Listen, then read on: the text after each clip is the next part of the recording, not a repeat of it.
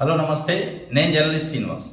ఈరోజు మనం తెలంగాణలో పెన్ డౌన్ కార్యక్రమానికి అగ్రికల్చర్ ఎక్స్టెన్షన్ ఆఫీసర్ ఏవోలు పిలుపునివ్వబోతున్నారని ఒక పెద్ద ఎత్తున చర్చ జరుగుతుంది. దానిపైన వార్తలు కూడా వచ్చినాయి వార్తాపత్రికలు. దీని వెనుకున్న ప్రధాన ఉద్దేశం ఏంటంటే ఏవోలకు ఇప్పటికే దాదాపు 29 రకాల విధులు నిర్వహిస్తుంటారట. 29 రకాల విధులు నిర్వహిస్తుంతో పాటు వాళ్ళకు ఒక అసిస్టెంట్ కూడా లేదు. కంప్లీట్గా వాళ్ళే హోల్ అండ్ సోల్గా పనిచేయాలి. అటెండర్ పనితో సహా వాళ్ళే చేసుకోవాల్సిన పరిస్థితి. ఆఫీస్ లేదు, స్టాఫ్ లేదు, ఏది లేదు. ఇలా డిజిటల్ అగ్రి మిషన్ అని సెంట్రల్ గవర్నమెంట్ ఒకటి తీసుకొచ్చింది. దాదాపు 2718 కోట్లు కేటాయించి అన్ని రాష్ట్రాల్లో డిజిటల్ అగ్రి మిషను అంటే పంట నష్ట పరిహారం కానీ, పంట బీమా కానీ రకరకాల డేటాను సేకరించారు. ఆ డేటాను సేకరించడానికి తెలంగాణ ప్రభుత్వం కూడా దాంట్లో పోయింది. ఆ స్కీమ్లోకి ఈ నెల 27 నుంచి ఆ డేటా సేకరణ కార్యక్రమం చేపట్టాలి. ఆ డేటా సేకరణ కార్యక్రమం ఏఈఓలకు అప్పచెప్పింది. ఏఈఓలు దీనిపైన ఒక రకంగా విస్మయం వ్యక్తం చేశారు. ఎందుకంటే పైలట్ ప్రాజెక్ట్గా దాదాపు ఒక 18 మండలాలను ఏమో గడిచిన సంవత్సరంలో తీసుకున్నారు.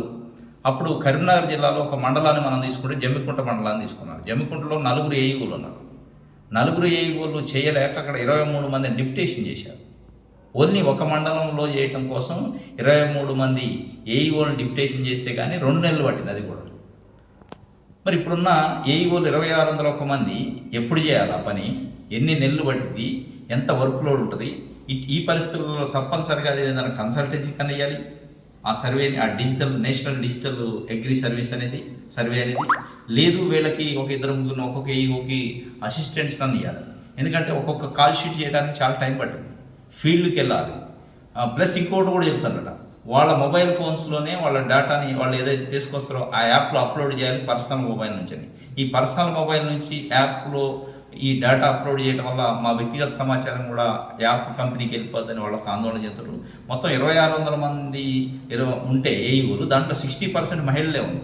అసలు మహిళలు ఏ విధంగా ఫీల్డ్కి వెళ్ళగలరు? పొలాల్లోకి వెళ్ళి నెలల తరబడి తిరుగుకుంటూ ఎక్కడ చేసేది ఇది? ఎందుకంటే ఒక మండలంలో తీసుకుంటేనే మండలానికి 23 మంది అలాట్ చేస్తే పైలట్ ప్రాజెక్ట్లో 2 నెలలు పట్టింది. మరి ఒక ఏఈఓ మొత్తం మండలానికి 4 ఏఈఓలు ఉంటారు. 4 ఏఈలు ఎన్ని నెలలు చేయాలి? 23 మందికి 4 నెలలు పట్టేది. 2 నెలలు పడితే మరి ఒక ఏఈఓకి ఒక ఏఈఓకి 4 పాటలు చేశారు. ఒక మండలంలో 4 పాటలు చేస్తే 4 ఏఈఓలకి ఎన్ని నెలలు పట్టింది అసలు? ఇక లెక్కేసుకోండి, 1 ఇయర్ పట్టింది.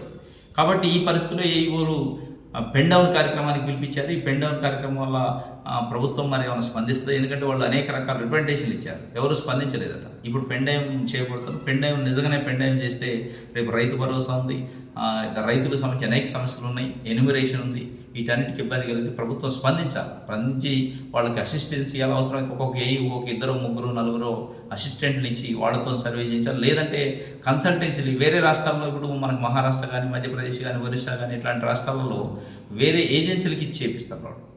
ఈ సర్వే వరకు డిజిటల్ అగ్రి సర్వే అనే ఒక ప్రోగ్రామ్ వరకు వేరే ఏజెన్సీకి ఇచ్చేస్తాను. అది ఇంకా బెటర్.